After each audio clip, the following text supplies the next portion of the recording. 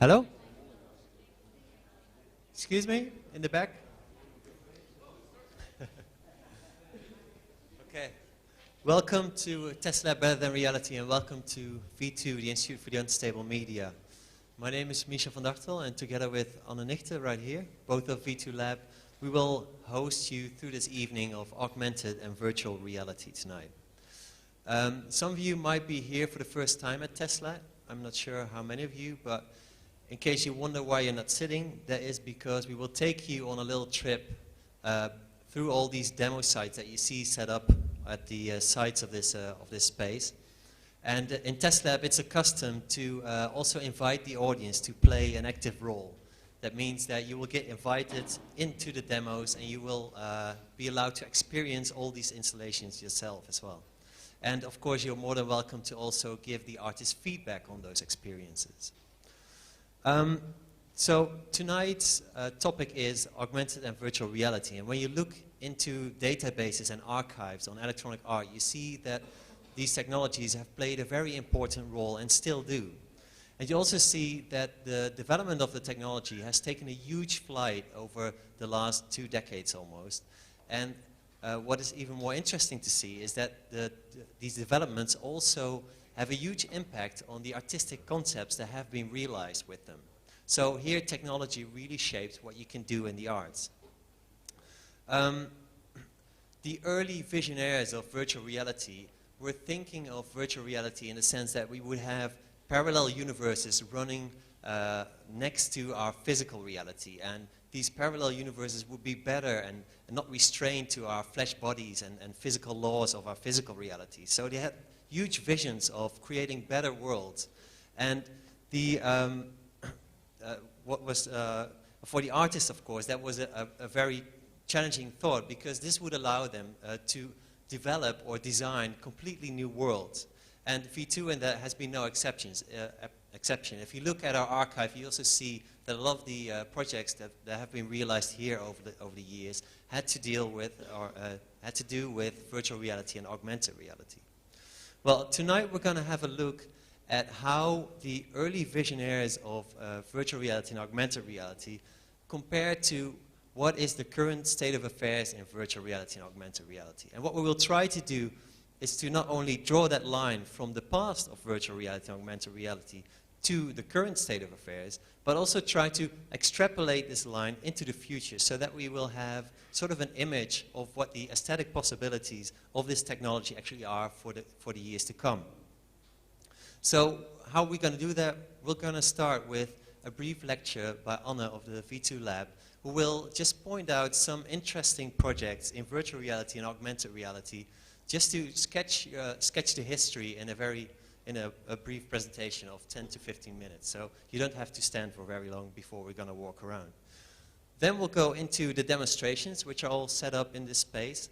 And then when we have had those demonstrations, we'll go into a small debate on the future of virtual reality and augmented reality arts. And there we try to extrapolate this line from the past to the current into the future. And for the demonstrations to show the current state of affairs, we have invited some artists to demonstrate their works. And these artists are Joris, Vincent Jacobs, Joachim Rotteveel, Marnix de Nijs, Boris Debackere, and Jonas Hielscher. All of them will demonstrate their most recent work here tonight on augmented and virtual reality. But we have to start at the beginning, which is the past of virtual reality and augmented reality. And therefore, we asked Anne to give a brief introduction.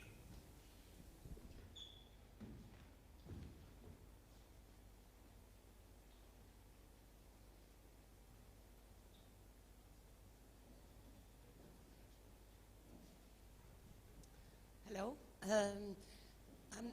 I'm not going to give you an extensive overview of the history of virtual reality and augmented reality. You can read a lot of books about that. I want to just highlight some of the milestones of virtual reality and augmented reality with a highlight on projects previously presented at V2. And I think it is relevant to also understand the title of this test lab that is connected with a workshop series and a series of artist in residence places we had here over the last half year. And we figured Better Than Reality, a good title, because for a long time, much of the technical research into virtual reality especially really focused on make the visuals as good as possible, maybe even better than reality. While a lot of artists had very different ideas what one could do with virtual reality or augmented reality. Augmented reality is often associated with simulation, interaction, artificially immersion, telepresence, full body immersion, etc., etc. I want to highlight some of those aspects through the projects I want to show to you.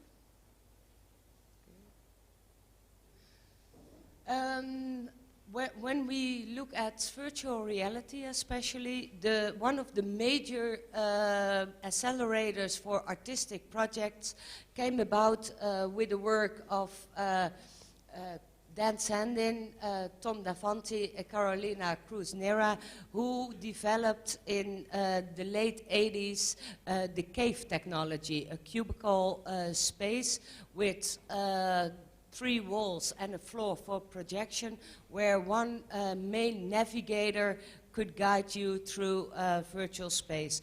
The first versions of the cave were without sound. Quite soon afterwards, sound was implemented.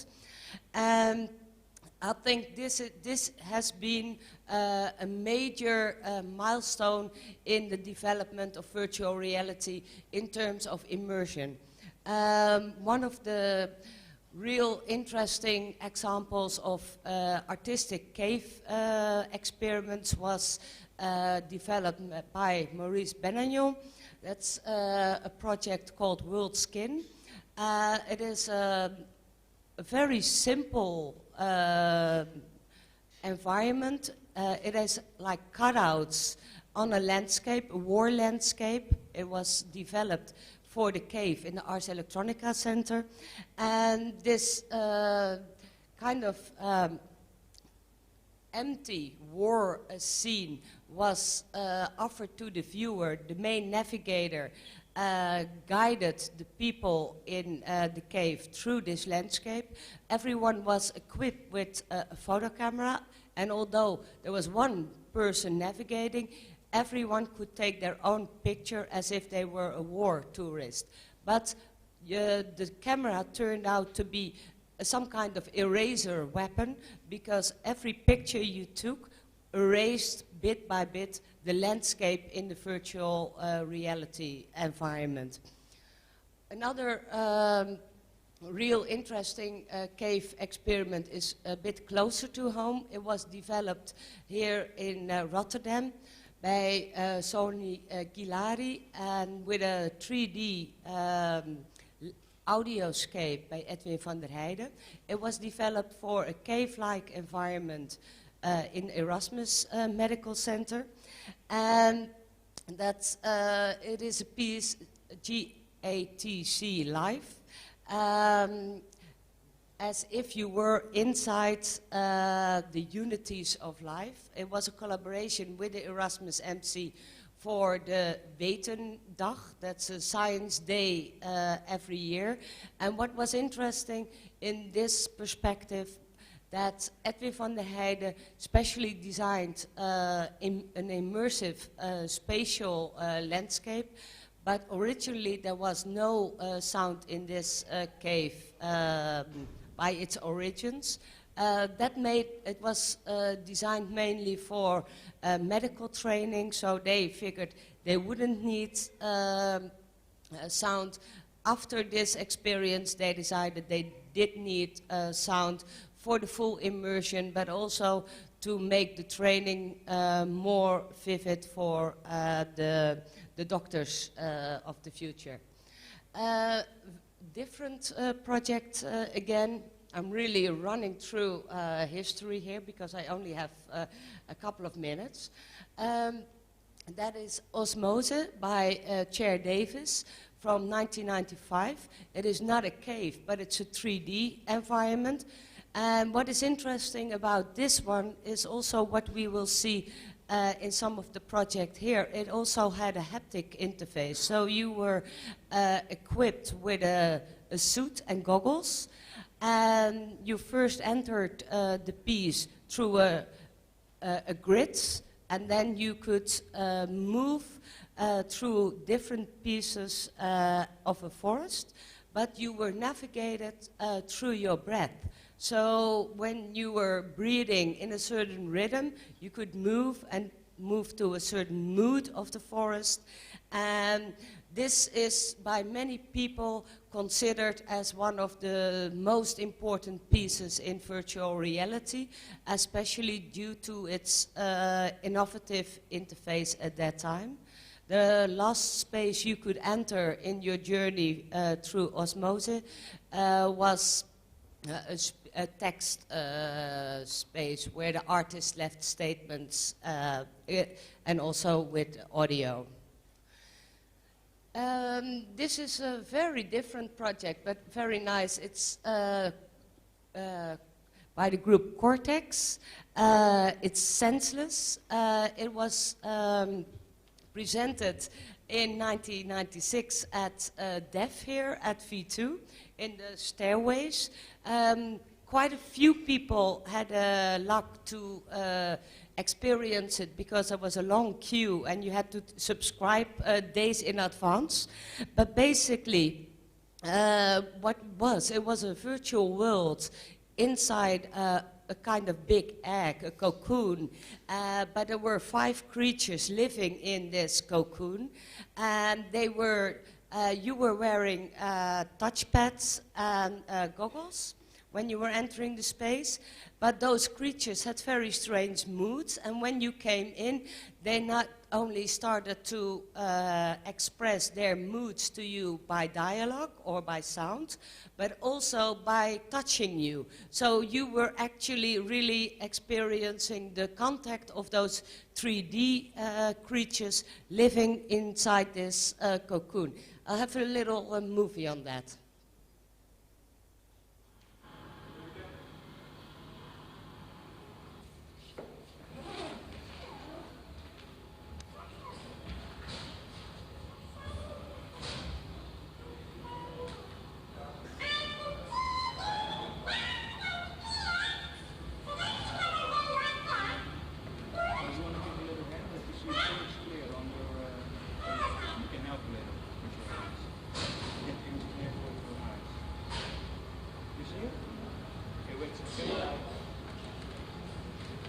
As you can see, it took quite long to get dressed.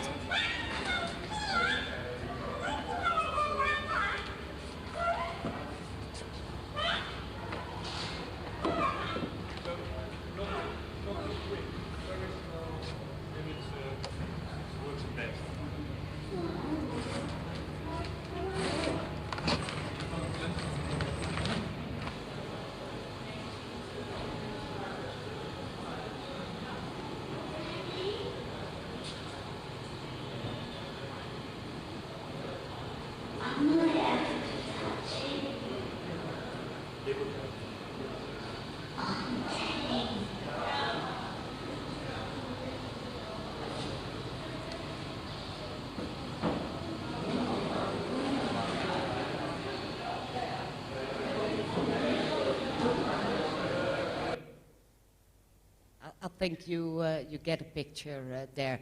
It was in part also really interesting to experience this piece because it was such a strange piece and you were really locked in with those creatures in this kind of balloon environment. So we briefly run through cave experience, 3D experience, and now this version of a very dedicated room.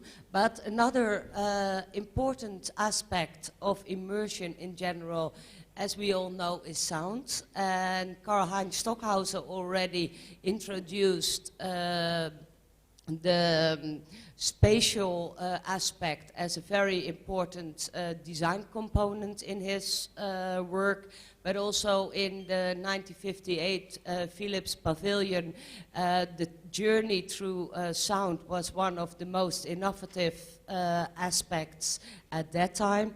And recently we had here the last version of a piece by Granular Synthesis, Model 5.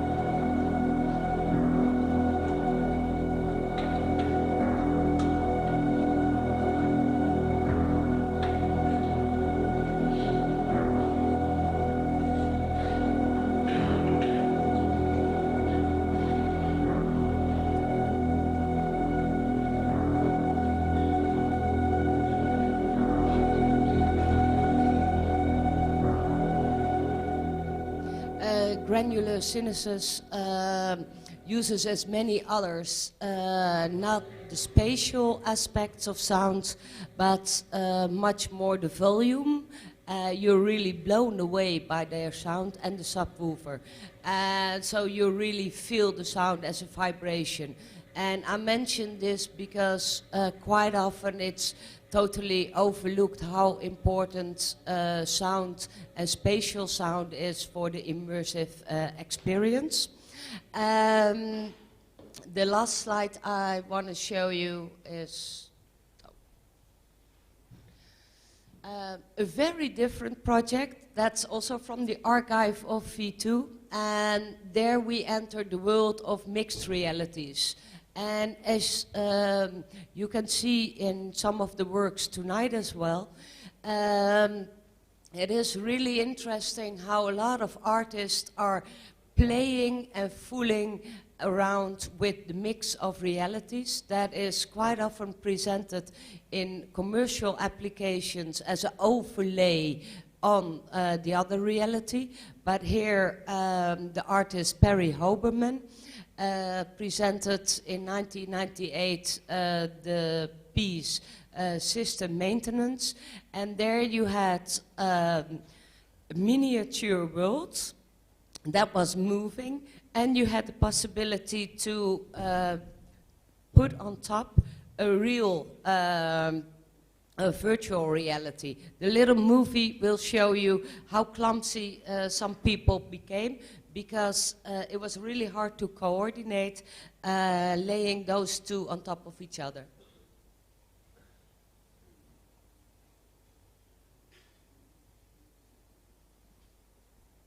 What I wanted to do was build three versions of the same space and make them as similar as I possibly could, specifically to get at the differences between what it's like to work in a virtual space and what it's like to work in a space that you can actually enter in the physical world, and what it's like to manipulate a model. The idea is that on the screen, all you see are the surfaces, so that until you actually move something, you don't know which thing on the screen belongs to which version. For instance, if I walk over here, if I decide I want to move the yellow couch that's up there, and I walk over here, where I think the yellow couch is, but there's no yellow couch over here,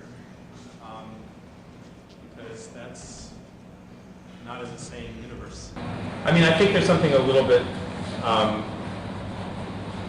well, obviously, there's something a little bit ridiculous about virtual spaces. There's something a little bit overblown about the rhetoric about virtual spaces at times.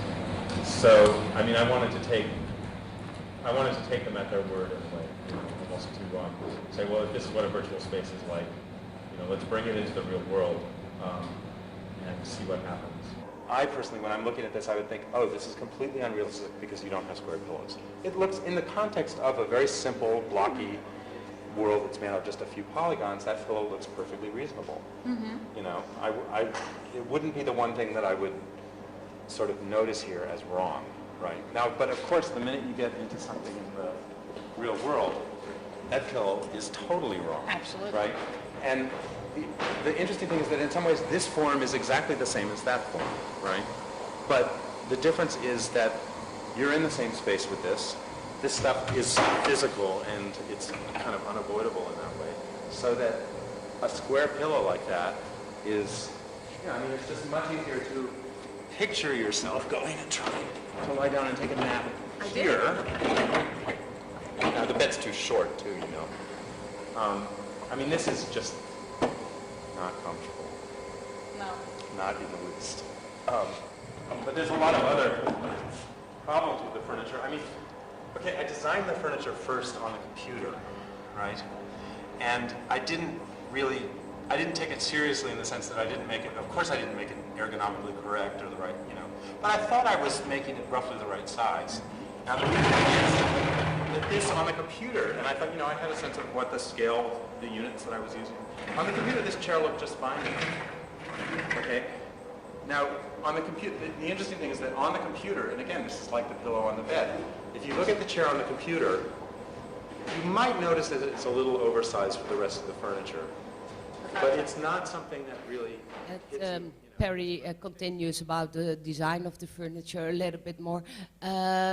One interesting thing was that in the end, the projection screen where the two worlds, the merged two worlds, were at display, started to become kind of fourth space because the size of hands and everything didn't work at all anymore with the recordings. But also he made it more complicated by having a very slowly rotating camera on top of the physical furniture room.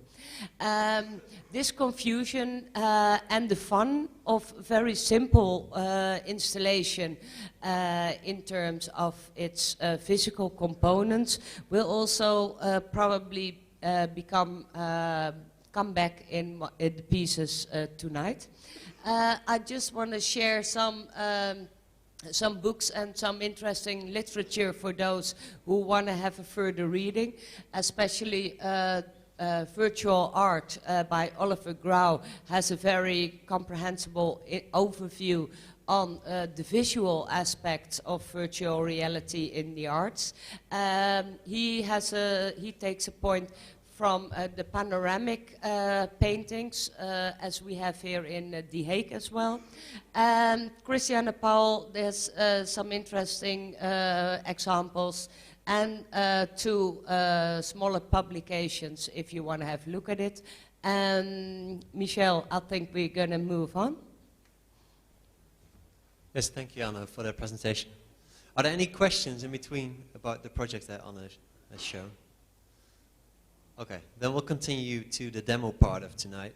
And for that, I would like to ask you, especially the people in the back, we're going to have a demo in this space, so maybe we could make a sort of half circle around. Okay, and why I'm asking you to come here is because this is what we call our tracking space. And it is here because when you look up, you do not only see theater lights, but you also see this black grid with these small sensor boxes on them. And the developers and artists working here at V2 use that grid with those sensors to exactly determine where a person in the installation is positioned. So it is a tracking system. And they need to know that position of the person to create augmented realities, which basically means that you overlay the physical reality with virtual elements. Well, how that exactly works, you'll see here tonight. But the important thing of this grid is that it allows you to always know what the perspective of this user is, so you can perfectly place your virtual model on the physical reality, exactly, so that you don't see any dissonance between the two.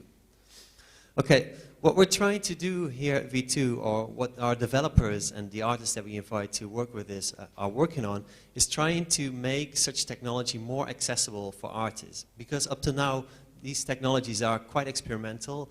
They are being kept in scientific labs, and it's very hard to get access to them. So what we're trying to do here at V2 is to create accessible authoring environments for these augmented reality technologies.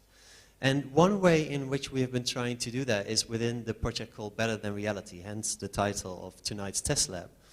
And that project consisted of 3 artists in residency. So we had 3 artists coming in at V2, collaborate with our hardware and software developers to create augmented reality experiences. Furthermore, they gave a workshop here. I see some familiar faces, so some of you have participated in that. And these workshops were led by these 3 artists. And within the project, there's also a presentation component, and that you're witnessing here tonight. And it will continue tomorrow, as we'll be open between 11 and 4 to have a closer look at these Better Than Reality installations, or the outcomes of the artists in residences. So V2's aim is to really open up this technology for artists. And we have been financially supported in that by the Mondriaan Foundation, Dienstdeken C, gemeente Rotterdam, and the research consortium Multimedia. Without them, this would have not been possible tonight. And what came out of that, at least for the residency part, you'll see here tonight. And you'll also be allowed to witness or really experience yourself here tonight, as you will be allowed to experience these augmented realities yourself.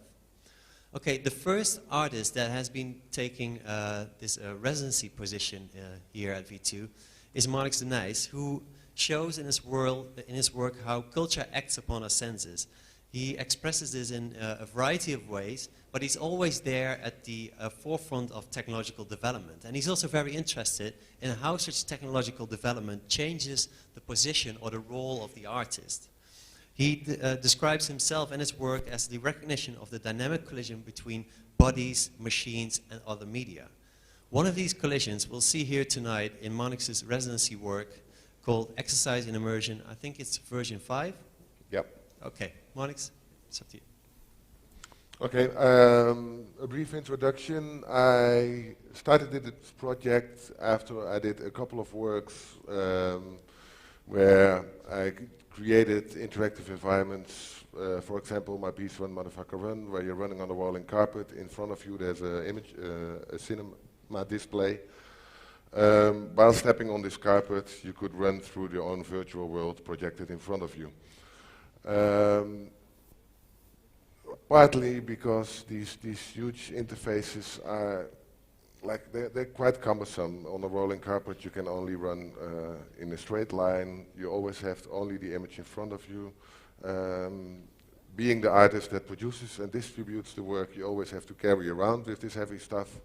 So I had the imagination, can we do something like that with a portable headset? You're wearing video goggles. Imagine I could track exactly where you're looking at and from what position in the space. And imagine I could make an overlay with 3D graphics on the video feed of the existing space. That would be like the ultimate interactive cinema tool. The whole process of developing the technology, especially the sensoring, took a lot of time. It's still quite slobby, how the sensoring works. But at least we were able to do some experiments with this specific setup. What I will show, the people wear the laptop. Wait. You get a head-mounted display, video goggles. On front of it is a camera mounted. There's some bleeping sensor stuff that measures where you are and where you're looking at.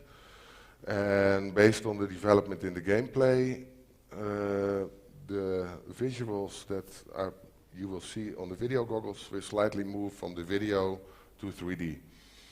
A few things we investigated was, will you get a cinematographic experience at all while wearing this headset? But one of the most problematic things when wearing this headset is the limited field of view the field of view is something like 45 degrees, if I'm right. So this whole area directly around your body doesn't exist, because it's like you're looking like this, and only if you move your hand like this, you will see the top of your finger. That's why we generated this kind of buoyant flocks that are floating around you. It's this green snotty stuff that's flying there. By walking over them, you can catch them, and they turn red, and they sort of stick to you. So they help you navigating, and they're kind of a replacement for this area you basically don't see on the visuals.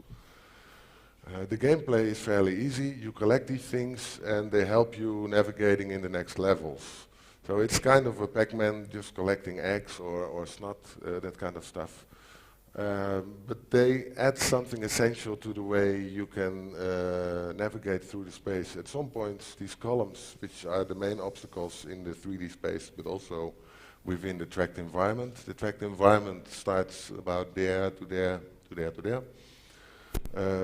At some point, visually, you won't see the columns, but this snotty stuff will help you to remember where they are. Another game level is what Barry Hoberman also did. I didn't know that. It was rotating the camera. So at some point, at the moment you feel comfortable with the space, you start to understand how it works. The whole space will start rotating. And then the gameplay is still collecting this green stuff.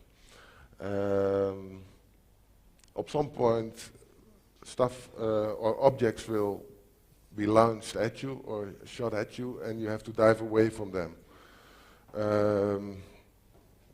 At the moment they hit you, this buoyant flock will become smaller. If you don't have any collected buoyants left, the game is over. It's a very simple gameplay, but we managed to investigate a couple of these aspects that are essential to this setup. I can invite somebody to try. Any volunteers? Yeah, come.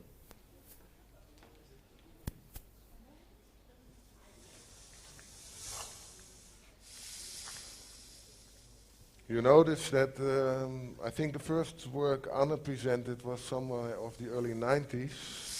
I actually have examples of halfway the 60s. And like 35 years later, these headsets still look as crappy as this.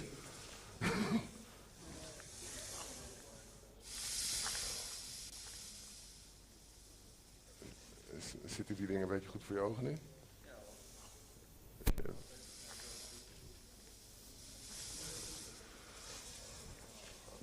Okay, you have to walk over the green stuff, they become red, and it becomes a flock that stays in front of you. You already caught one. Maybe we can get a little bit of sound from the laptop.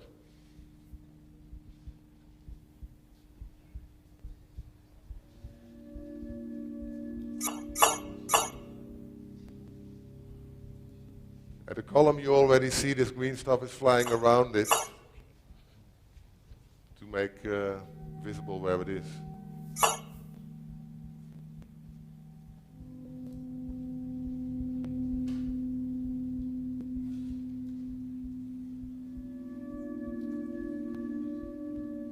You have to catch them, you have to walk over the green stuff.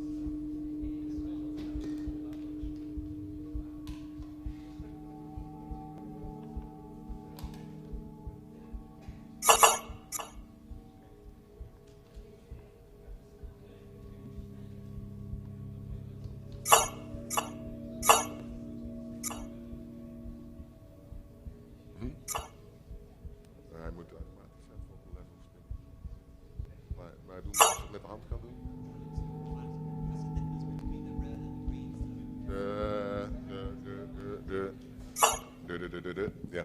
The green stuff is the buy-ins that are flying free, and the red ones are the buy-ins you collected. So at some point all the green stuff is captured and the red ones will stay with you. We manually switch to the next level where the 3D scans of the space will fade in more.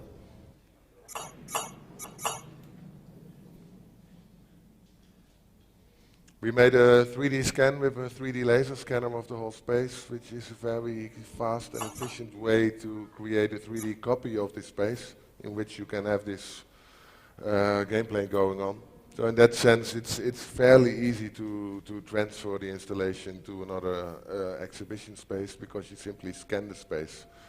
For me, it's nice because I'm not a 3D modeler, and I can use 3D as kind of video footage. So you just scan and you edit it.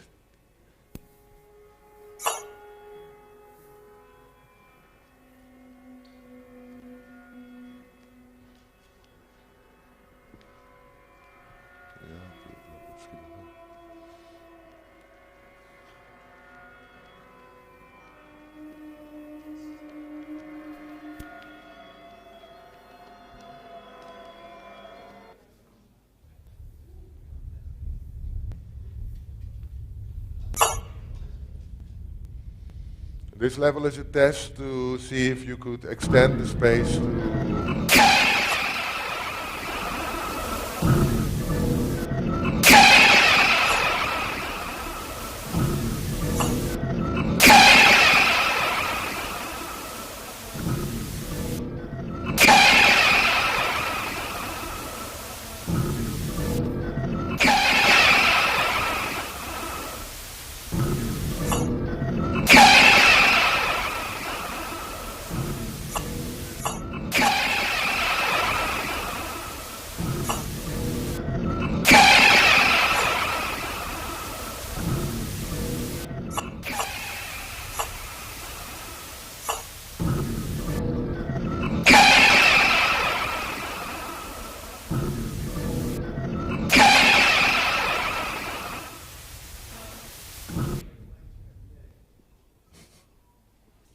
Okay, thank you, Marnix, for that little demo.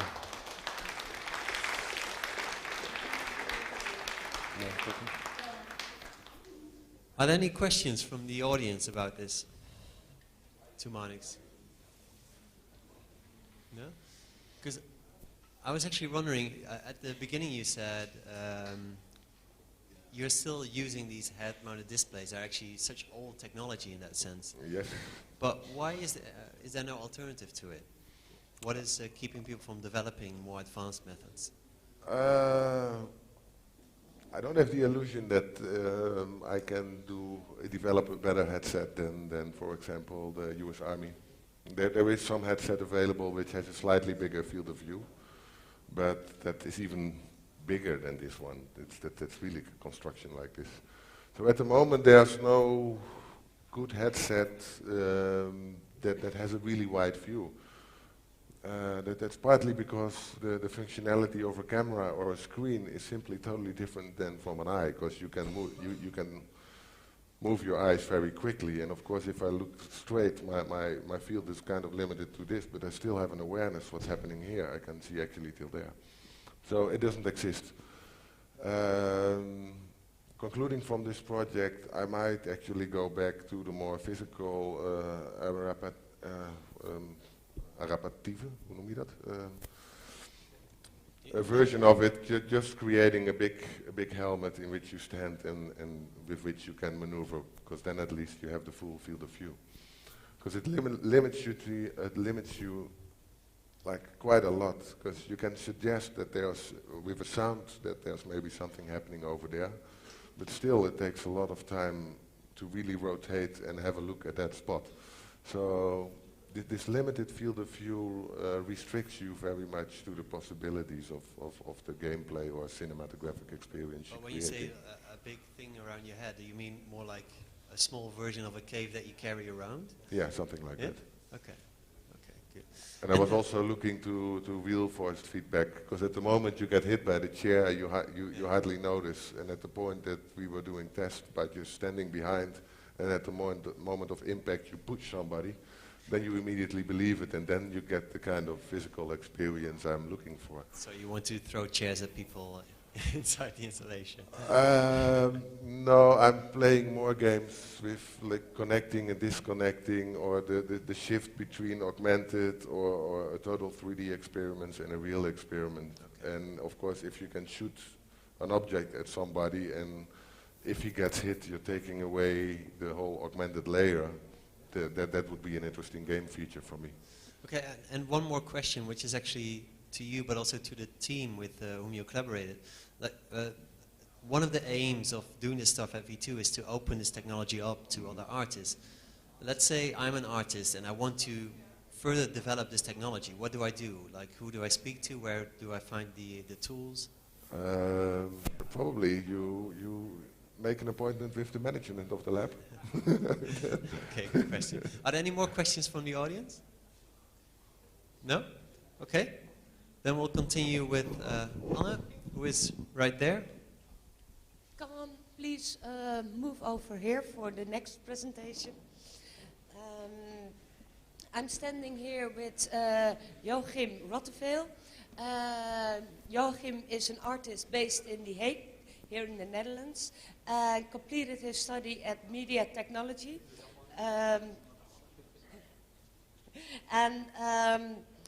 At the Leiden University Computer Science Institute and the Academy for Creative and Performing Arts in Leiden.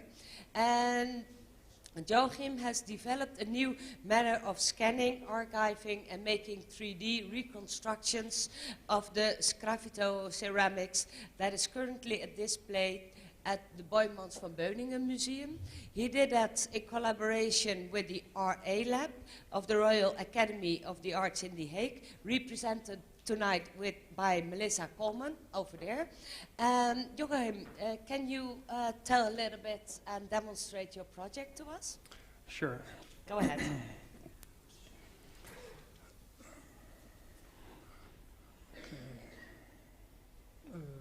Full screen. All right. First of all, I would like to explain what sgraffito is. Sgraffito is a pattern scratched in wet clay. And this is mainly done in the medieval times in Holland. And, well, this is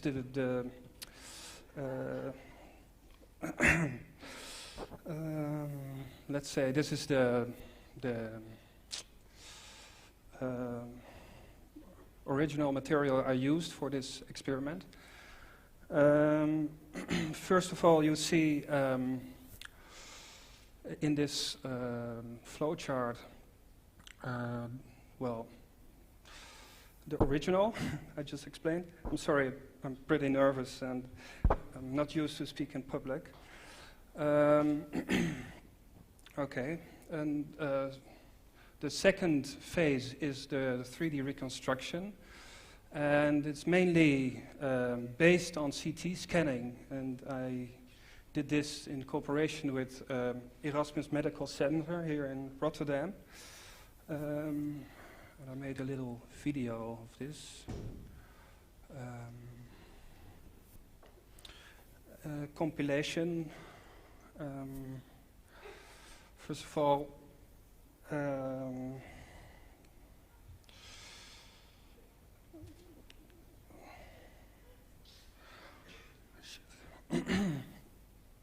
okay. Yes, well, of course. Yes, maybe it's better to demonstrate and try it out here, the augmented reality. Yes, of course, go ahead. It's what I've been trying to do is go two ways, and this is high density and low density reconstruction. High density is well pointed at more rapid manufacturing and low density more to a virtual, let's say, a copy, which is also which could be also be available on the internet, for example, or in game engines. And in the middle there is the augmented copy, the combination of the 3D print and let's say the 3D archive. As you can see, there are some terms around it. Did I? Yeah, well. So this is an example of something that is on the internet, mainly.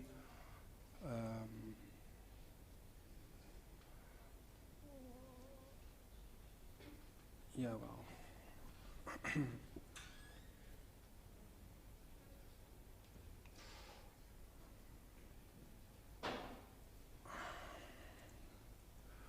Okay. I have no words at the moment. I'm sorry. No, that's it's a very complex process. It's always difficult to give a speech about. Yes. So in that sense, we totally understand.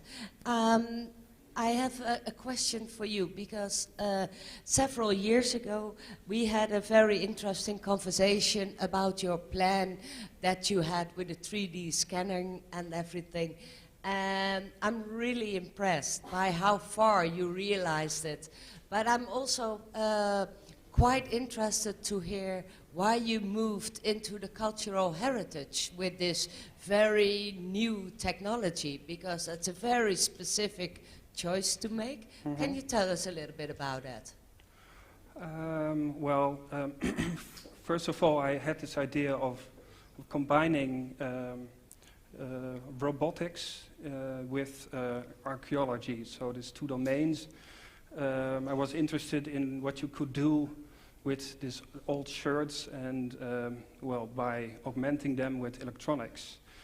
And I've been talking with people from the museum, and they said, well, it was quite difficult to get all this material together, and this is quite expensive and stuff. So I figured out a method to 3D reconstruct those objects, and through all this research, I came into this realm of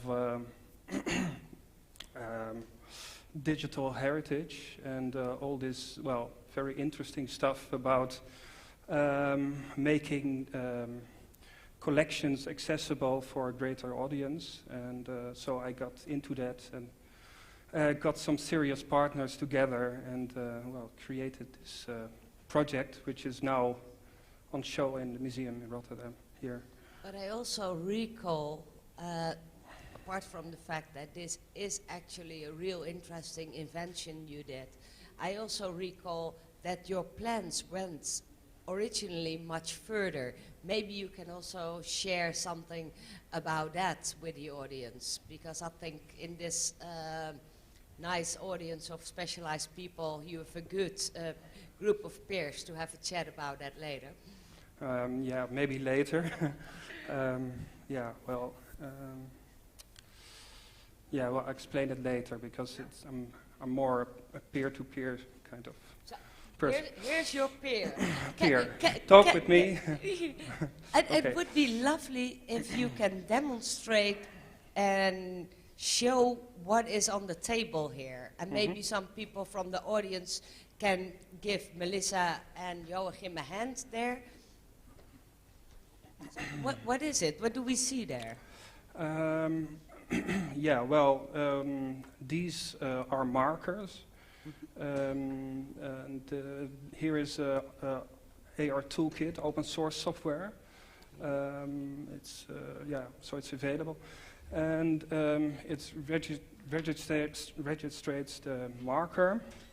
And this is a part of the original, let's say, object, which is restored. And this you can see on the CT scans. these ones. So what I did was make from the CT scans 3D data. I used Osiris for this. This is also open source medical software. And so I fixed the so I cutted the 3D objects, and so I've with Cinema 4D, a 3D animation software. I made these animations and fixed them inside. But how do those markers relate to the book I see there? What is that? Well, this is a similar thing, but then based on a book, and this is more directed to the iconography of the objects. Okay. And this is more directed to the restoration of the objects. So I did this experiment with, two different sides. And interesting to tell is also that I use photographs for the reconstruction of the 3D prints and 3D material. And for those people who've not been at the museum, can the audience play with these things at the museum? Yes.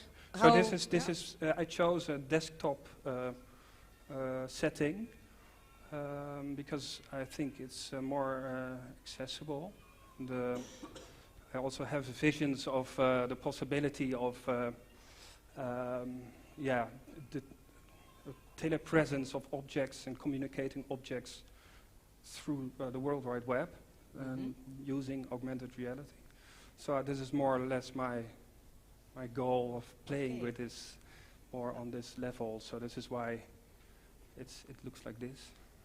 But that's quite special. I think that through very strange routes and virtual reality and reconstruction and digital scans, you basically allow people to physically interact with the historic objects you are never allowed to touch. How do people react to that?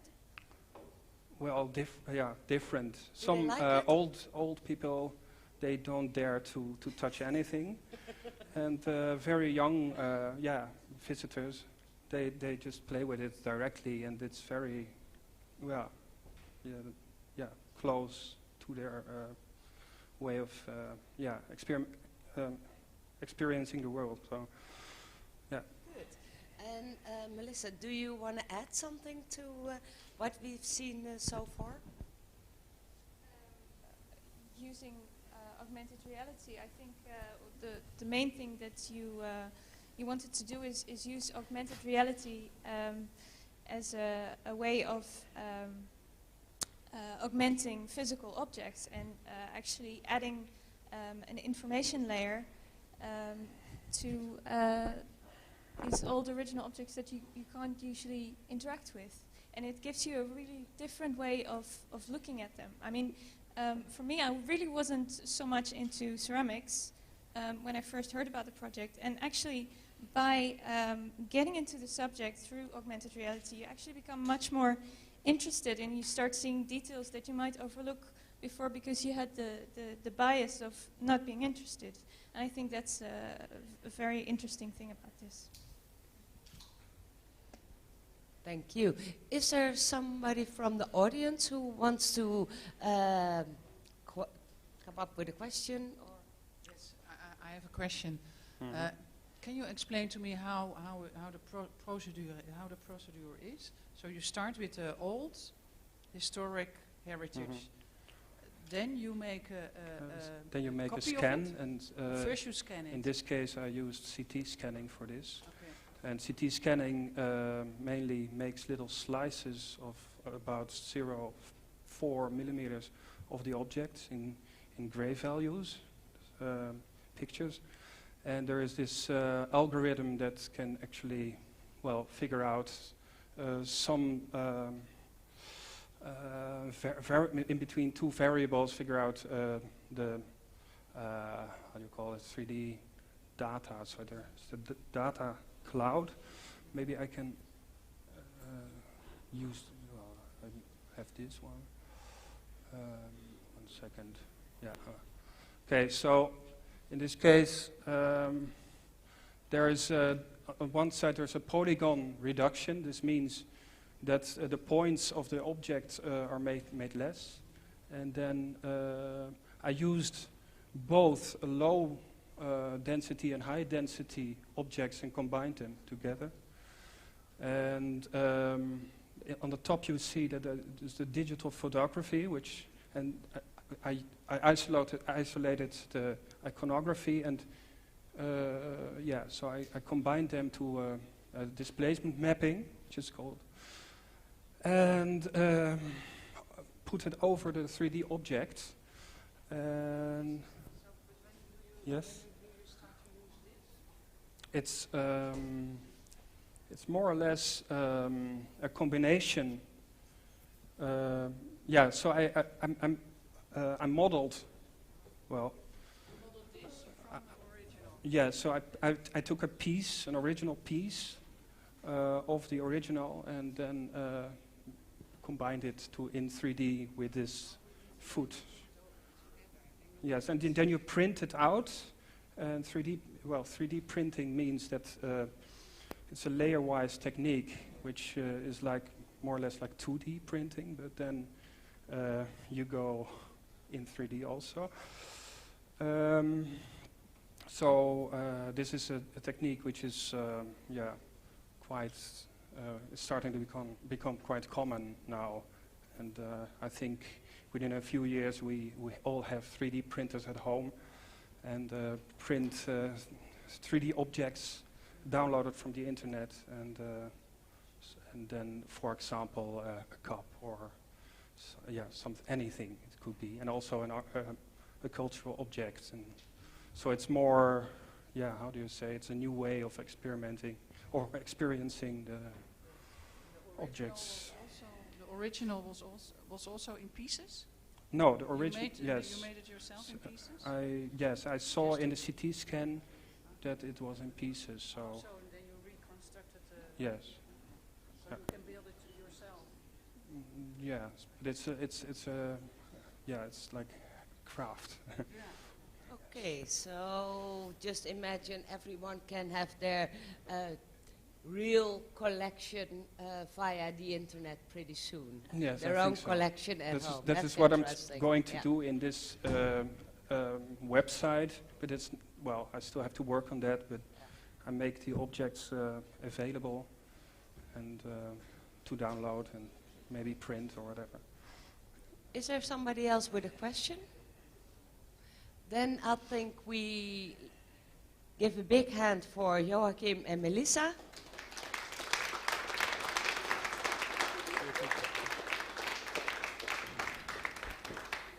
All of you feel free to try it out. It's real fun. And thank you so much for sharing your beautiful work with us. We now move to Michel, who is over there. So please turn around. It's basically back to where you were before, so more or less this circle, because we're going to use this space again here. Because Jonas Hielscher, next to me, was also one of the artists in residence within the Better Than Reality program here at V2. And he's also using the same technology, but in a completely different way, as you will see. Jonas has studied art and technology and design for virtual theater and games at the Utrecht School of the Arts. He also did media technology at Leiden University, and currently he researches and teaches at the Academy of the Media Arts in Cologne. And there he teaches 3D animation and interaction.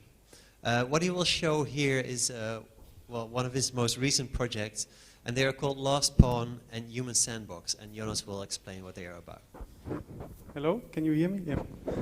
Okay, what I'm going to show you is actually one project I developed during my residency. I did the residency in July and August this year. And during the stay here, I actually developed 2 very small experiments, more research projects. And this is the more finalized version. Probably before a bit about my background, you already told, but for me, as an artist, I'm very interested in this kind of mixing, always between virtual and real, trying to connect somehow the virtual world with the physical world, or getting out in public space. I presented, I think, a year ago, also a game here that was played outside. And this year, somehow, probably logically, I started playing around with augmented reality. And it started all with this kind of art toolkit marker setups. So what we saw over there with these markers. I did small experiments and workshops with that. And then I had this chance to come here and experiment with this kind of real stuff, head-mounted display, and big tracking area. And this was quite new for me. And what focus point was for me the visual aspect, to develop a concept that is somehow visually intriguing, but also tries to connect the virtual and the real world. Therefore, I created this. Oh, we already have my avatar, right? This real and physical one, and that's actually Last Poem. It's the idea was inspired by this book Through the Mirror Glass by Lewis Carroll, and it's about this piece is about a lonely character, the last pawn on the so-called chessboard, and where nothing is to win anymore. And here, if you start moving it, you position him in space, and he's actually walking here now. And so one interaction is the interaction with a physical object, and moving him or navigating him through space. And actually here today we have a simplified setup, because actually another feedback on the one end is visuals, so what you see is through the goggles, so we can try later. And another thing is also we have 3 defined spots in space where actually this mirrors hanging, or actually you can say mirrors, windows, and they're hanging in space. And as soon as you navigate the avatar to the mirror, he opened it, and a new world behind the mirror appears. And with the advanced version, the theater light is triggered on every spot where the character is. So you see him, even without the goggles, you see him walking, that the light goes on and off. And now we have only 2 light setups. We will see soon if we start walking around. We can probably invite somebody to try it. And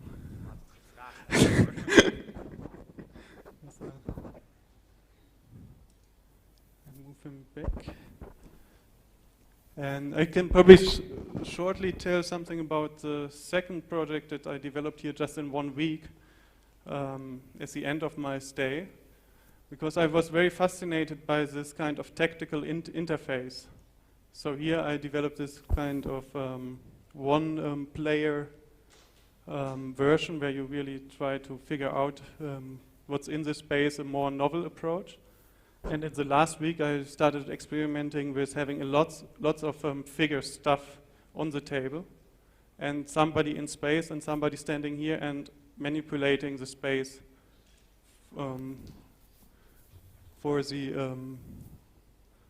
player who wears the goggles, and then you can manipulate and play with him, and also trigger sounds and stuff. Yeah.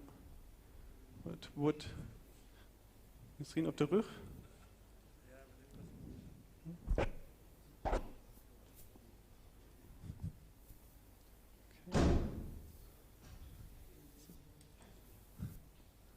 Kom even.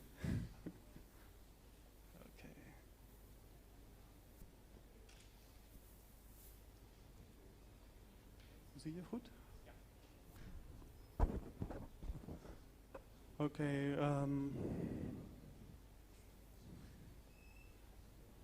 What you now can do is walk to the table and probably follow me a bit, because this was a thing I just discovered during the development, but it's quite difficult actually to have these goggles on and navigate the figure. But actually the 3D figure is actually based on a body scan of myself, and is somehow a low, but I was not able to import him completely in the system, so I remodeled him again, but it still has something like my stutter, so I can probably move him. And if he stands now in front of the window, or if you look at, probably go a bit back. Actually, normally you have the goggles on and navigate him from here. Joris.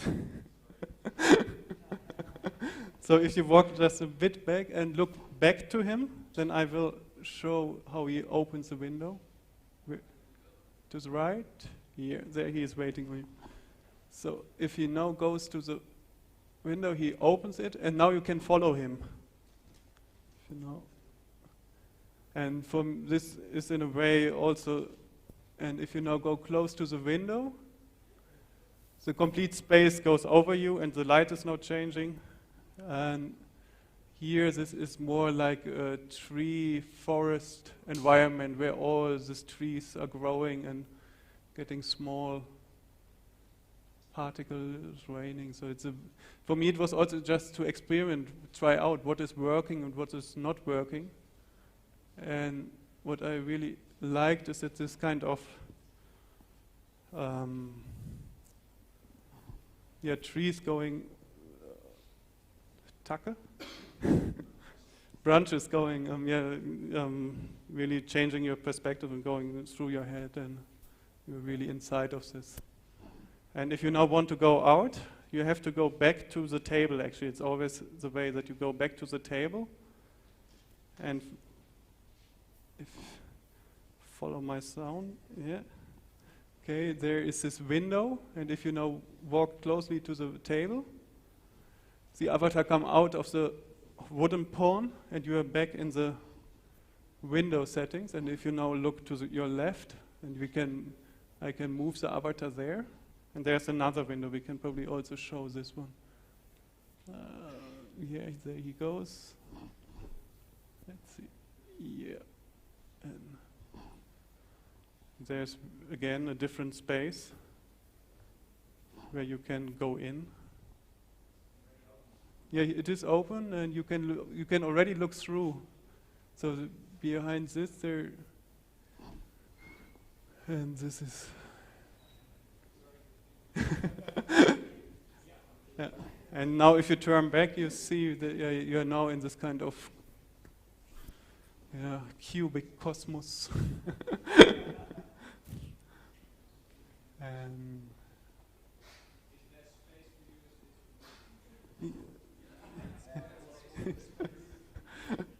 yeah. And what's also nice with this scene, I realized, is that all these objects are turning around, they're throwing shadows on the ground. So, and on the ground you have this kind of moving elements. It's kind Jonas? Yeah. Yeah, we can probably. I think your volunteer just asked a very relevant question, because his experience is probably very different from what we see here. But can you explain what the difference actually is? I think it's a big, it is a big difference, because we are looking first of all at him, being amazed, and he is not realizing wearing this, how it looks, and he is standing inside of this virtual and real space. So he is really, if he turns around, he looks behind this stuff, or you have this feeling, this kind of immersion. So that's that we don't have, and in a way, it's probably therefore I also choose this novel Through the Looking Glass. It's actually the second book of Alice in Wonderland, and it's kind of dreamland experiments you generate with real life here. Yeah, but I guess the best thing to do for people to really understand what it is like is to try it out, right? Yeah, yeah, that's the thing. Okay. And then you will also realize that Marnix also pointed out, on the one hand, this is this kind of ideal situation where you walk in and being in this mixed space. On the other hand, you feel the limitation of technology. And that it's still, I think, also a discussion for me if this kind of heavy technology you're wearing is the best solution or how you can overcome this. Yeah. So for all of you, at the end of the evening, it's free for you to try out all the things that you have seen tonight here. So you can come back to Jonas and ask if he can give you a short demo. Are there any questions from the audience about this work? No? Because since you were using that pawn, I was actually thinking about Let's where make light. where you start. Maybe we should get. Lisa, can you put on the big lights? Yeah, thank you. Did you really start with that one pawn, or were you first thinking of creating a chess game in augmented reality? No, the idea. This is the novel idea, or where for me. Yes, this book Through the Mirror Glass, where Alice in Wonderland or Alice goes through the mirror in this kind of dreamland world, was quite fascinating and somehow fitting. And then in there is this chess piece. So I was thinking, what I like this idea of being in a game and somehow this kind of immersion. But on a very fast, I thought, no, it has to be only one pawn, like this post-end game. There is nothing to win, and it's completely empty. And that's the situation where you are if you have this goggle on. Somehow you see something more, but you're completely isolated. You're alone. And this was, for me, very early, actually. But how I developed it here, it was in the beginning I had completely different ideas. Yeah, I'm also asking the question because I'm curious to know whether traditional games and gaming is actually easy to translate to these new technologies or not.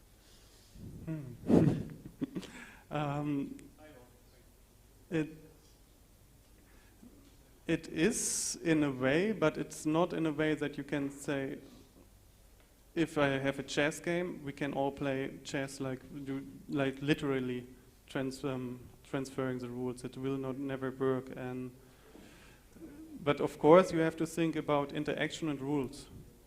And in this way, it is very close to games.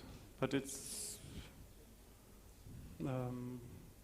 to build a strategy game like chess would be really different, or difficult, I would say. Okay, thank you. Are there any more questions from the audience? Otherwise, I think Jonas will be here for the rest of the evening for questions, so bother him if you want to.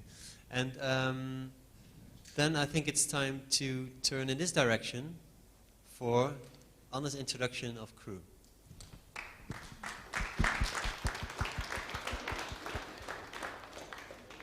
So you're kindly asked to come over here in this corner.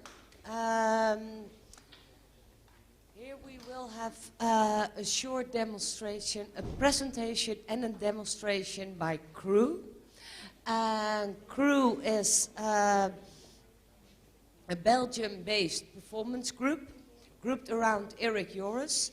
Among the team members are Philippe Becard and his colleagues, researchers at the Expertise Center of Digital Media at the University of Limburg, Koert van Houten, assistant professor of the University of Groningen and assistant professor at the University of Antwerp.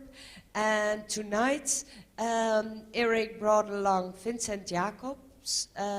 He is part of the Crew team for technology and technique. And Koen Gozens in the back there, he is the intern helping them out tonight. And Crew makes widely acknowledged rather unconventional performances or adventures. I think I listed at least 11 projects over the last years, but probably it's many more. And these are all at the melting point of live art and technology. Their performances take the audience into new theater experiences and gently forces them into new roles and experiments. Eric and your gang, the floor is yours. Okay. Okay. Just to make it clear, I'll quickly go through a PowerPoint presentation. At the same time, I'd like to ask a volunteer for a small demo. Yes? Wait. Oh. I'm sorry. Okay. They asked for a woman, in fact, but so. Okay, Vincent, can you give us the PowerPoint? Maybe it's possible to have the PowerPoint on the okay. second screen, but it's also there. It's okay. Okay, so can I have the first slide? So we are a performance group, and since 1.5 years we are in a European consortium which enables us to have some, let's say, some lab activities beside. And so we have now 2 scientists who are continuously or nearly continuously working upon immersion in terms of philosophical effects and also on how to technologically reconstruct immersion. I put some words there like radical confluence. That's a term we used in the beginning. Our virtual world, if you would call it that way, is video-based. That's different from the other things you saw here. So everything is video-based, and it's mostly in real time. So the idea at the beginning was to have someone as deep as possible inside of this world. And so radical means if you are no longer able to distinguish the medium from reality, at that moment you're absolutely 100% immersed. The idea in the beginning was that was necessary to get a kind of very strong emotional presence. But right now we're into the opposite direction. And so we think now the standing, how to say, with 2 legs, with 1 leg in reality and the other one in the parallel world is more interesting since you're with your mind continuously then negotiating in between the 2. And so at that peak, in that middle, that's the most interesting point. So we now have some performances where you have kind of out-of-body experiences precisely because of that. So, well, the name for that is transitional space, something like that. Can I have next slide?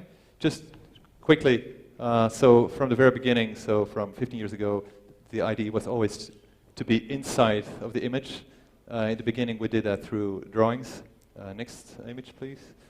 So combining things like QuickTime, virtual reality movies, and drawings. Next slide. So then we started building caves together with the University of Hasselt.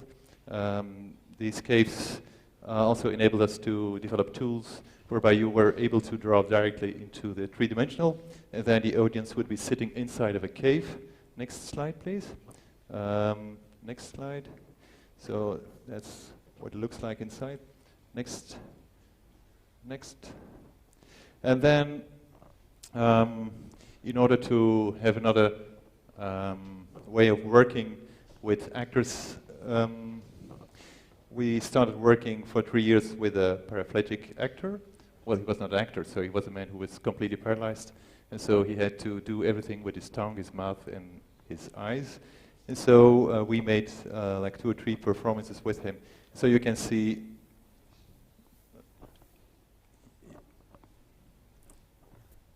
Yes, you can see it there. Okay, the image is back. It's back. It's back. So that's one of these performances. The people are sitting in a tower around. You see the robot. Underneath is the man lying, and he's steering with his tongue. He's steering the big robots, small robots, the robots in the air, and things like that, and also making use of the visuals. Next image, please.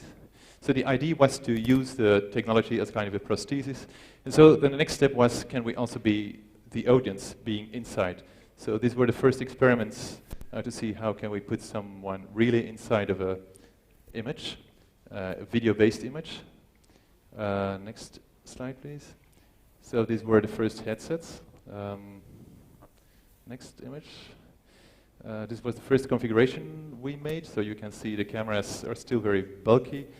The principle is very simple. We use omnidirectional cameras, so which gives a total view, and then we pick one slice or one part of the image, and we send that to your goggles on your head, corresponding to the way you're looking. So in that sense, you're inside the image, but the next stage is that you can walk inside the image.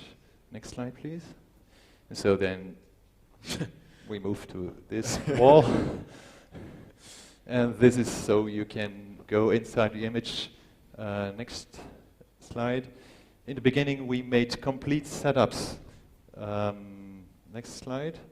So here you can see the setup at the outside. That was, of course, rather complex. Next slide, please. And so the next step was just to use reality as it is, having no decor at all, and using, well, the reality as it is, and mixing it with immersive video. Next slide, please. We have a kind of a procedure to get people inside. That is to slowly immerse them. We first try to confuse their senses, to deprive their senses, and that works better afterwards as you get inside of the virtual image. Next slide, please. What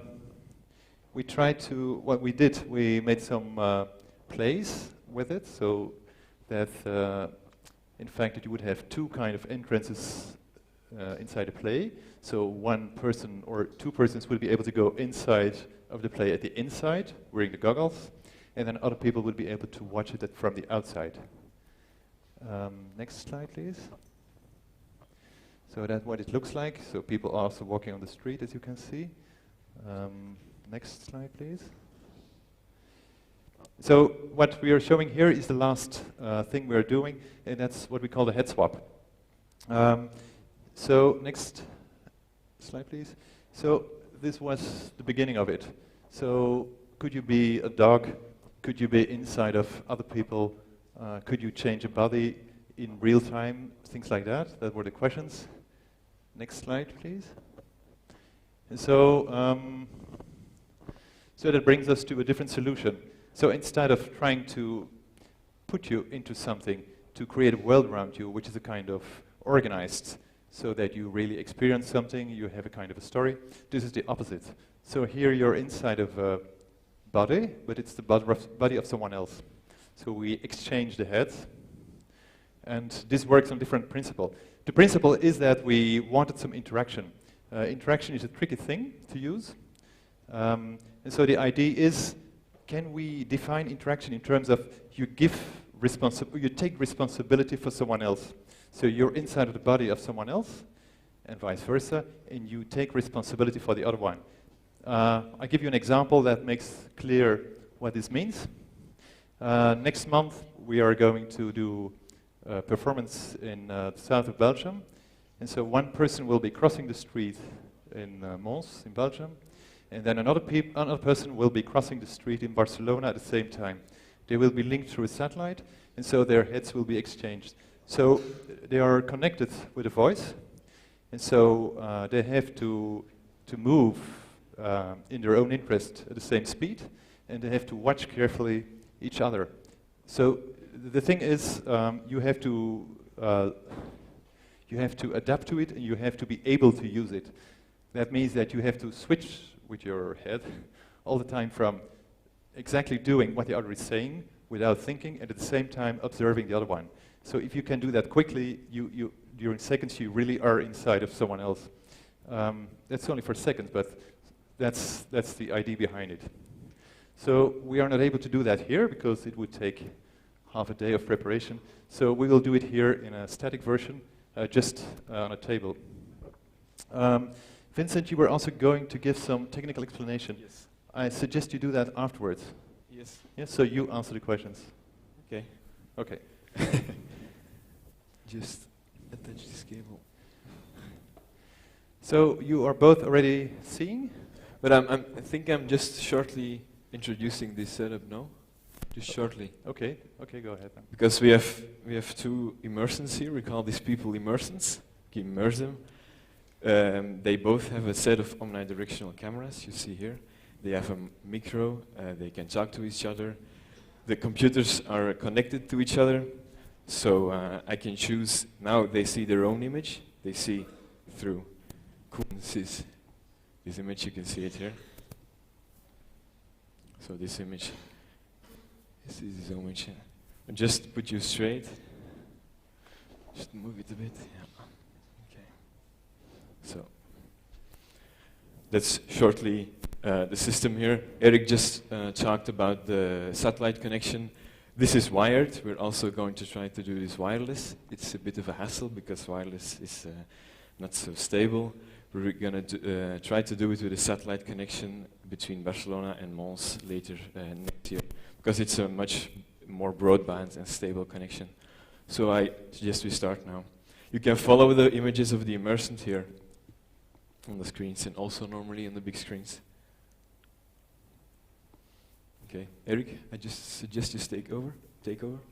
Nothing? No. Yes?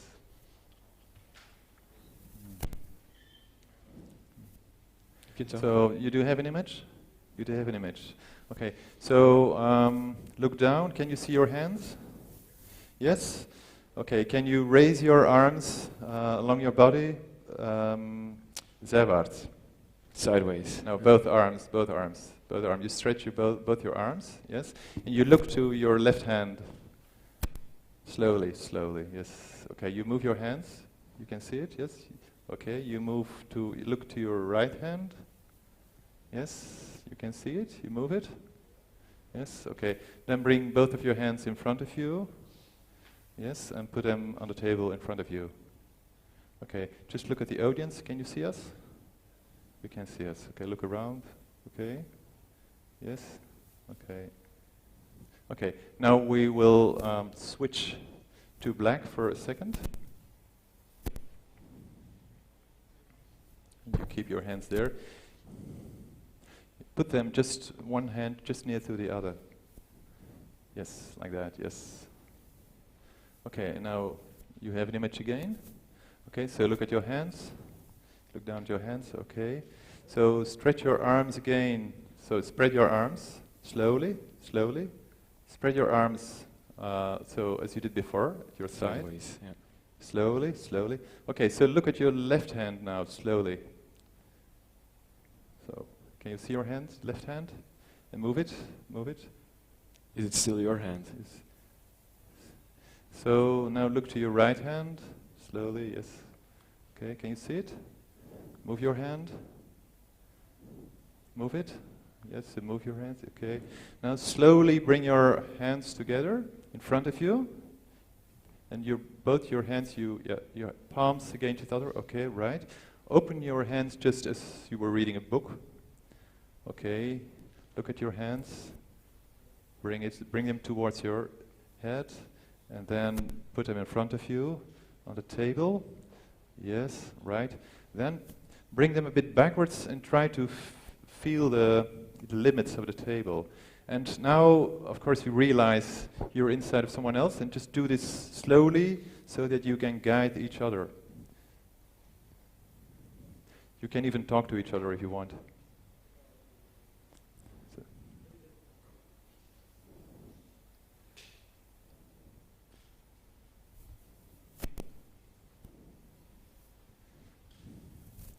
Okay, now your right hand, you can see your right hand? Now with your right hand you move to the object you can see on the table at the right. You grab the object. You try to steer each other.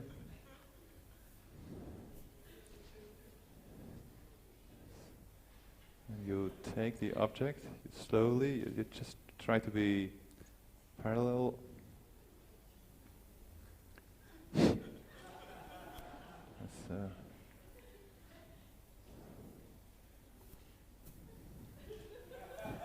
Yeah, right. Okay, yeah, feel the object. Okay, and now give the object to the person in front of you. You know what it is, the object? Very well. To give the object to the person in front of you.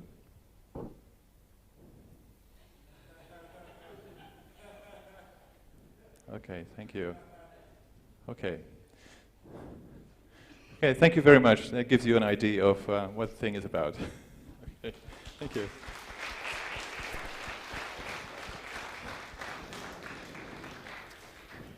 So of course we usually do this by walking. So of course then the displacement in space is very different as well.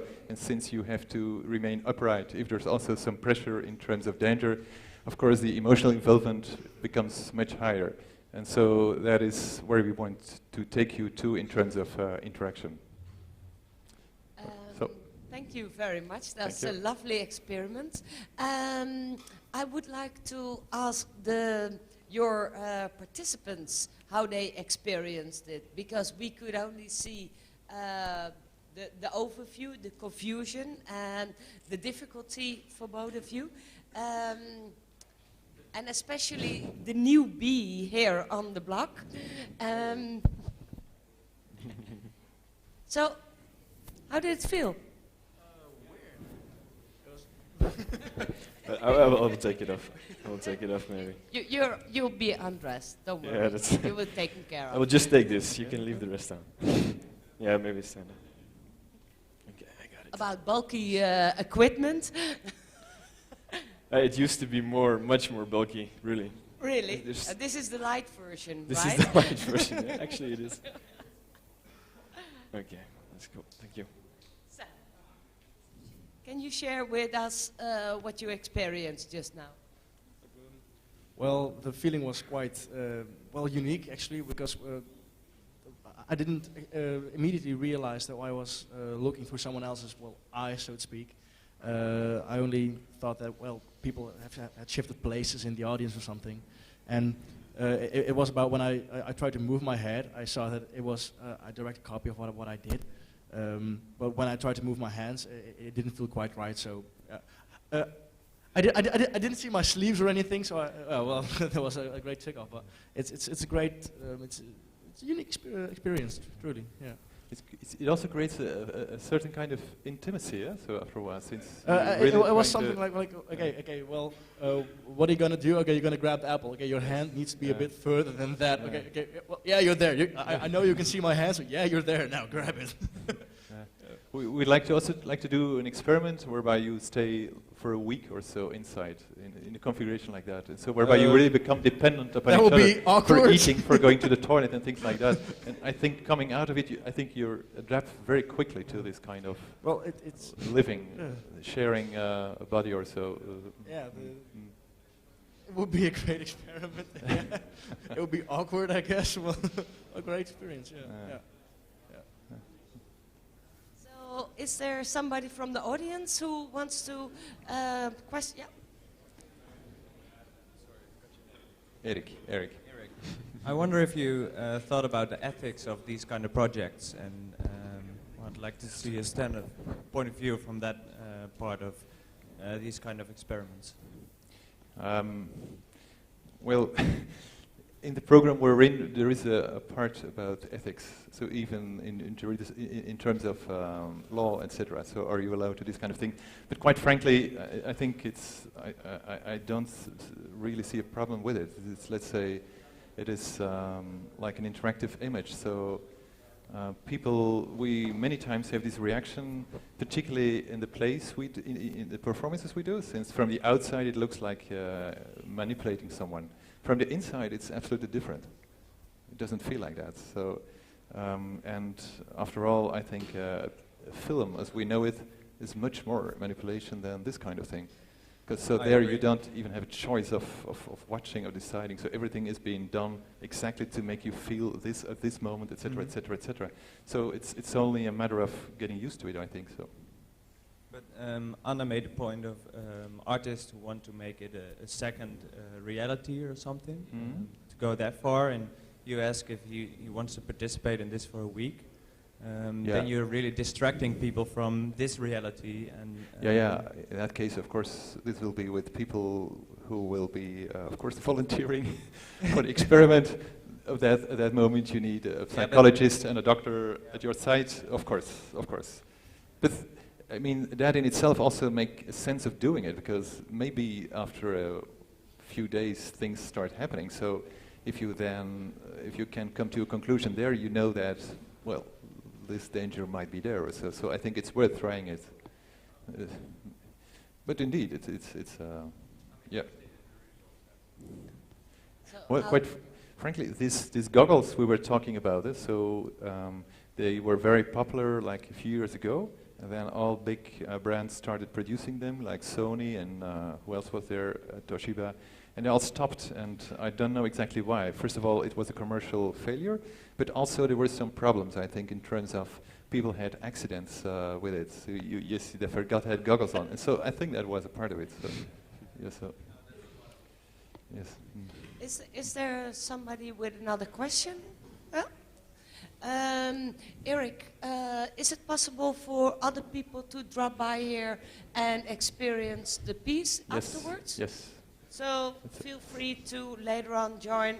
And then we move back to the middle again, where Michel, who's there, will introduce our next demonstration. Okay, we go back to basically where we were, the circle, and with this space in the middle open, because we will have another demonstration based on the tracking grid up here. Because the next presentation is by Boris Debackere, who also participated in this Better Than Reality project as an artist in residence. Boris is a teacher at the Transmedia Audiovisual Department of the Hogeschool St. Lucas. And as a media artist, his main interests are the possible integrations of different forms of expression, with an emphasis on electronic sound and image. He also recently co-edited the book, The Cinematic Experience, together with Ariel Tena. And his work deals with adaptive spatial sound, but he will explain all about that himself. Yes, thank you, Michel. Good evening. The next 15 minutes I would like to talk with you about sound and sound implemented in a spatial way. The last two presentations from Marnix and from Jonas, they all used a game engine. A game engine is a kind of system where sound and image comes together, and by tracking with the head-mounted device the position of everybody in the space, the game engine, like if you would play a game on your PSP, on your Wii or whatever, maneuvers you throughout the images and the sound. I had the experiences before to work with sound in these kind of environments, and I found that it was a long process and a kind of counterintuitive process working with sound in these kind of environments. If you normally work with sound, you're used to mix things instantly, and what happens in these kind of environments is actually some kind of instant mixer, but in a spatial way. So I decided to come up with a plan during my residency to make a more intuitive and transparent way of working with these sounds in a spatial way. So we baptized our project SPASM, Spatial Audio Sound Mixer. And here you have, oh, it's the beamer, it doesn't really show very well. Okay.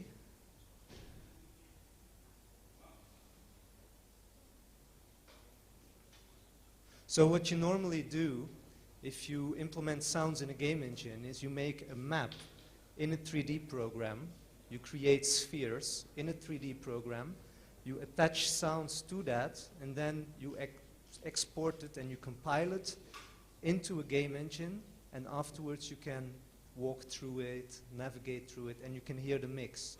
This is completely different when you have a mixer in front of you and you have sliders which you can intuitively throw open and close it. Ah, here. So, the map above, we decided to limit in the first place our project because we wanted to have something that was usable for a lot of other people, and with a low level entry in using spatialized sound. What you see in this map are 16 spheres which are placed, and the little triangle is the position of the user. Your position defines which kind of sounds you will hear. And if you look up right, you see there a curve, and this determines how the sound will fade in. Fading in sounds is a very crucial thing in spatial audio, because you don't want to just make one step and a sound gets on, and step back and the sound gets off. The thing you see here underneath is an extra implementation I made when I did a workshop a couple of months ago in Porto. It was called Future Places, and I decided to, since the workshop was called Future Places, to make with all the participants some kind of virtual festival. And I decided that the virtual festival would be some kind of map where you could navigate through and have an idea of what a festival would look like. So I implemented also image planes here in this little thing, where you could load images and text and so on. I show you. So one of the things I thought was important was the fact that you could stream all sorts of sound real time into these spheres. So you don't necessarily need to have samples. You could also have 16 microphones that instantaneously are mixed. For our tests, we made a kind of 16 sample player, and I added the pictures to it. So this resulted in some kind of spatial representation of content, and of course then sound attached to it. These are just some examples. And okay, then we can see the real program. We also deliberately decided to work with Max MSP so that a lot of people could start using it immediately without so much knowledge. So what you see is the map with 16 spheres. These spheres you can drag. You can make them bigger. So if a sphere is bigger, the area where the sound will be hearable is bigger. And here, for the moment, you see the user.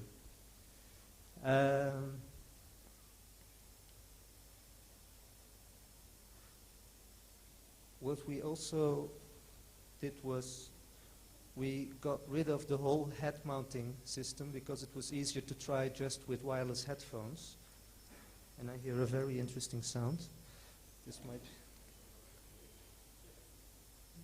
might be the Wi-Fi microphone, which gives an interface. Okay.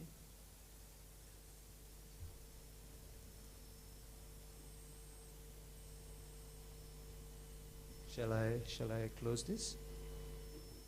Or maybe somebody turned on this thing. Let me see.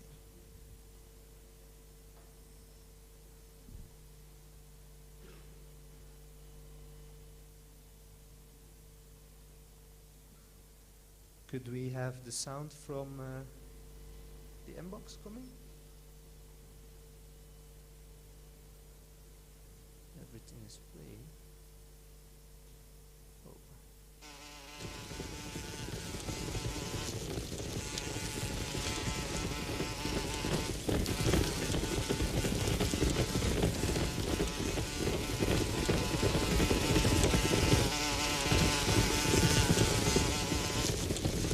So these are just spheres randomly spread over a place, and there are samples loaded of all sorts of animals, just to test, let's say. The spheres are also, you can animate them, so very easily you can maybe follow somebody with the sound, or you can decide to have whatever kind of gameplay. And as you can see, the system, this is the tracking device, which is exactly the same which is on the visual headset. And if you walk around in space, you navigate through all the different sounds. I don't know, somebody can maybe try?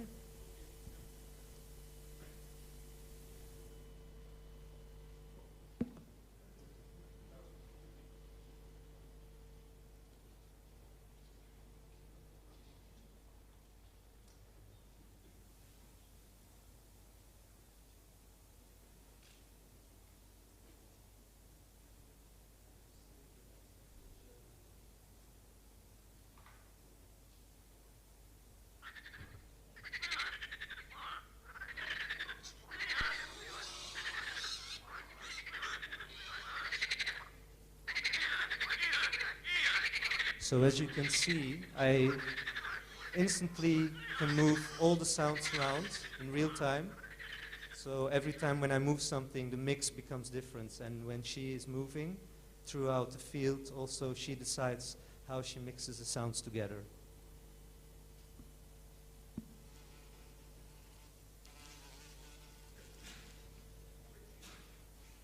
I can make it bigger.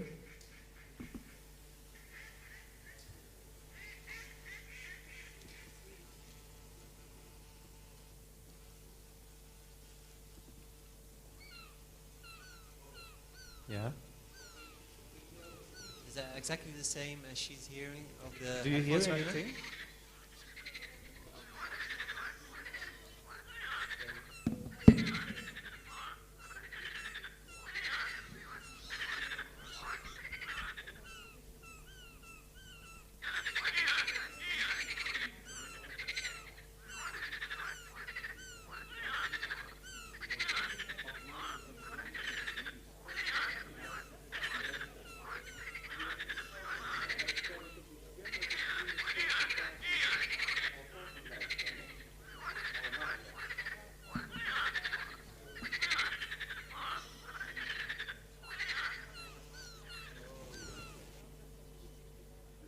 Okay, for instance now, oh, this I make very big now.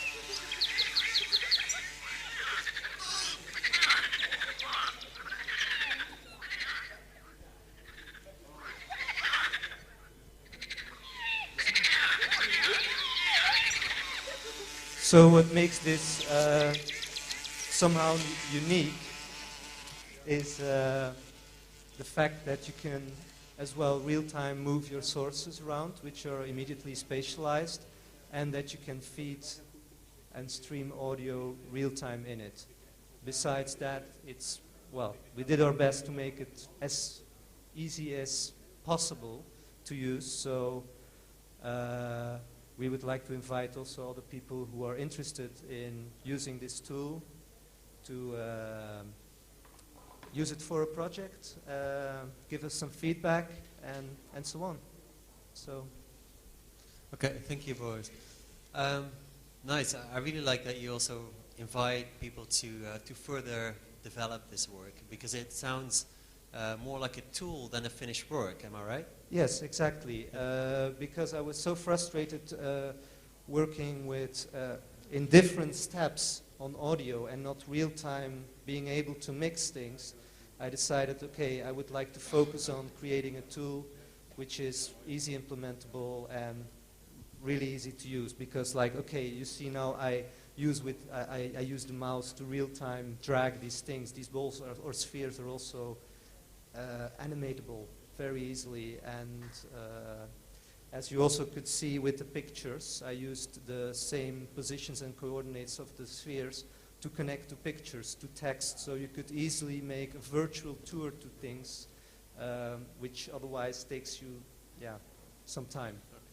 Yeah, I know that a lot of your work also involves visuals, right? So I'm sure that you are planning on, at some point, integrating this with visuals, right?